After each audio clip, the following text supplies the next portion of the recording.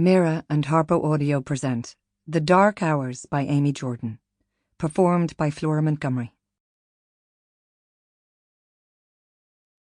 Chapter 1. 2024. Julia Harte has found the perfect place to disappear. Cuanbeg, a secluded village on the east coast of Ireland. Home to fewer than 1,000 residents, a popular day trip for tourists. It has proved to be a scenic corner in which to erase a life. From her living room window, she anxiously watches the night steal the remains of the evening sun, chasing the last of the day until even the shadows evaporate. Under the cover of night, the road beyond her short driveway is a gateway to possibilities. Yet only residents' cars travel this far from the village, and she knows the sound of the engines and the routines of the drivers. This corner of the world is so peaceful. At times it feels uninhabited. That's why she chose to disappear here. But Julia knows anything is possible in the dark hours. She snaps the blinds closed and draws the curtains, turning her back on the outside world, sealing off another day. Moving quickly through the rest of the cottage, she follows her nightly ritual, checking that windows are closed and latched properly, that the alarm system light is blinking as it should. She double-locked the front door when she came inside earlier, but pushes against the handle now as she walks past.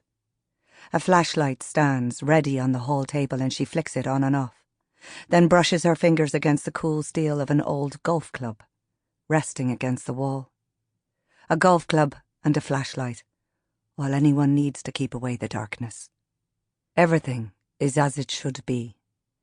Safely locked in for another night inside her fortress, tucked into a corner of the world where her old life doesn't exist.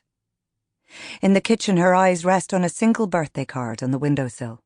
She turned 60 last week, a milestone birthday spent alone. The card is from an old friend, one of the few that know where to find her. Loneliness accosts her suddenly. Sometimes she feels the quiet of Cuanbeg seeping into her soul, a cold chokehold that steals her breath and wonders if she made the right decision. She shakes herself free of it. Isn't that how it goes when you leave your life behind? She imagines Philip rolling his eyes at her in these moments. She was never indecisive. In fact, her stubborn certainty that she was right was one of the things he loved about her in the early days. The solitude of this existence is exactly what she needs now. And if she feels lonely sometimes, well, that's her penance.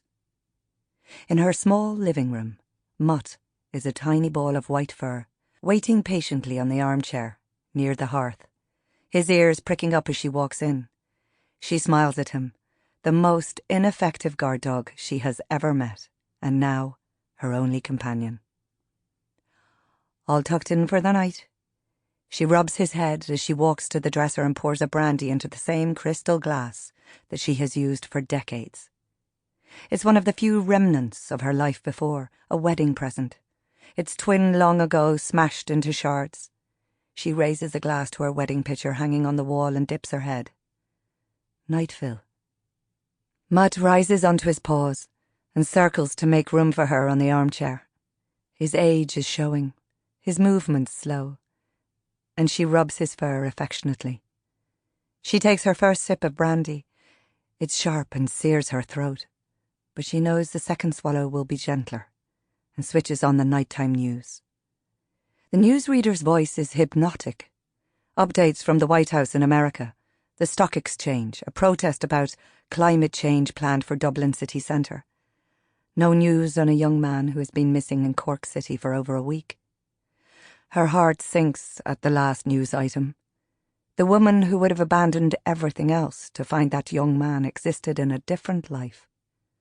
Now she sits with her dog on her lap and a brandy in one hand, happy to have escaped it all. Her eyelids begin to close, but something startles her into alertness. A name. The newsreader's baritone continues as it had before, but the words cause her to sit up straight. She feels her heart rate spike, a thudding that burns and Sample complete. Ready to continue?